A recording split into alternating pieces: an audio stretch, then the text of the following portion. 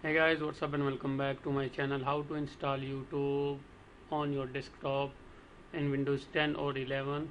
As you can see in my desktop, you can see YouTube like this.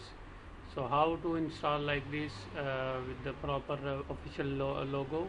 So first of all, I will delete this and I will open any Google Chrome for checking purpose, and then I will go to YouTube.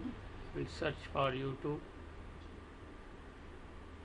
and if you take your mouse on the top of this bar, address bar, you will see install YouTube, and if you click on install, it will install. But in case if you are not getting here, you can go to the three dots of the Google Chrome and then scroll little bit down, and if you see here catch, save and share, and you will see here install YouTube, and if you install again, you will see the logo here.